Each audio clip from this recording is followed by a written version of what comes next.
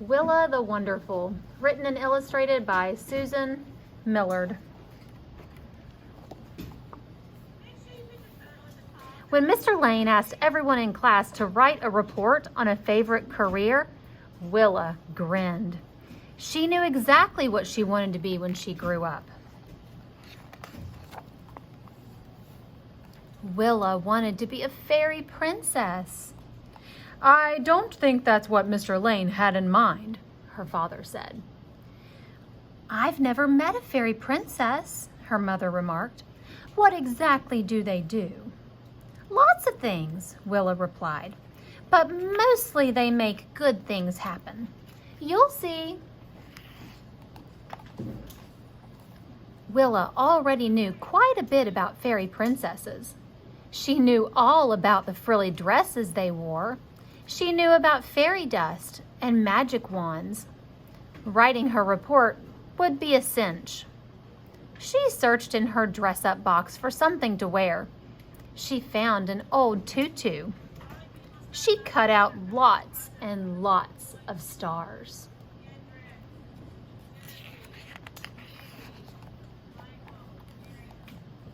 She made a pair of wings.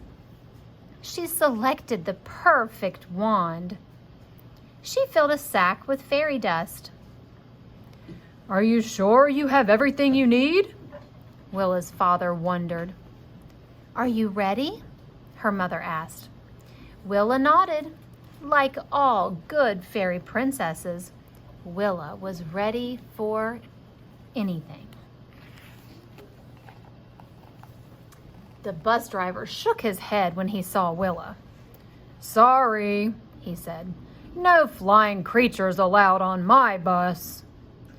Willa's wings rode in the front of the bus. The rest of her rode in the back.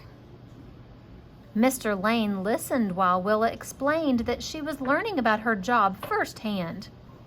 That didn't keep him from suggesting 3 times that Willa put her wand away. It disappeared into his desk drawer. Miss Bremner wasn't sure Willa should wear her fairy princess outfit for gym. "Just watch," Willa told her. "My leaps will be higher than ever." Luckily, Mrs. Bremner was looking the other way when Willa landed. At recess, Willa and her best friend Jenny were chased by a monster. "Help! It's getting closer!" Jenny cried, barely inches ahead of Sherman, her little brother.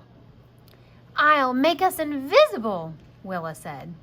"Then it won't be able to catch us."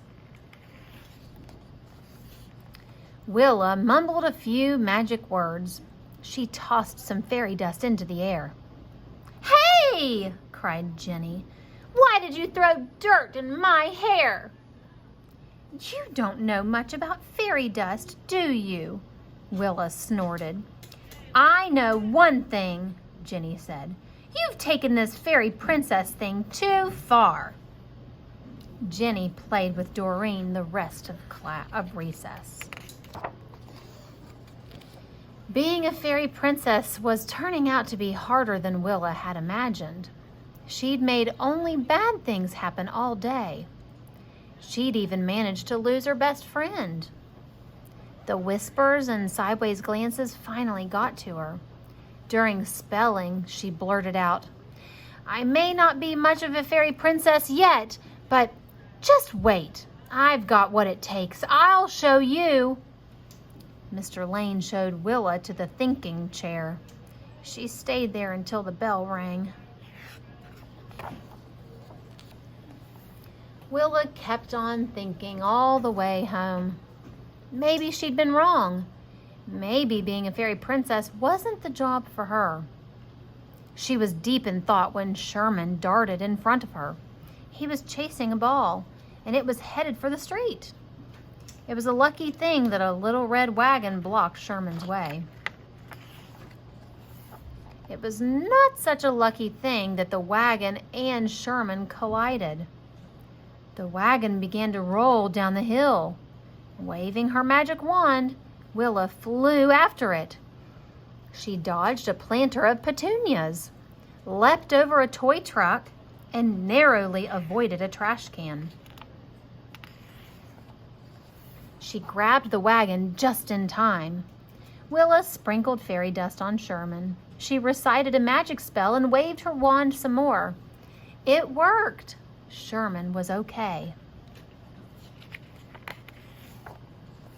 The next morning, Willa wondered why Jenny wasn't on the bus. She wondered why she wasn't on the playground. Mr. Lane had already taken attendance when Jenny walked into the classroom. She was followed by Sherman and their parents, who were carrying a cake with the words, "Thank you, Willa," written in pink icing on the top. Willa was even more surprised when her own parents came into the classroom. "News travels fast," Willa's mother explained. "Almost as fast as the fairy princess who made that daring rescue," her father said. "That was no fairy princess, Daddy. That was me," Willa insisted. "Of course it was," agreed her parents. While everyone snacked on cake, Willa and Sherman told the class all about their adventure. "I guess you had what it takes to be a fairy princess all along," Jenny said. "Except for maybe one thing." She placed a gold crown on Willa's head. Willa grinned her biggest grin. "You sure showed us, Willa. Good job," Mr. Lane said. "Actually," Willa corrected him, "being a fairy princess is a wonderful job." The Life of a Fairy Princess by Willa.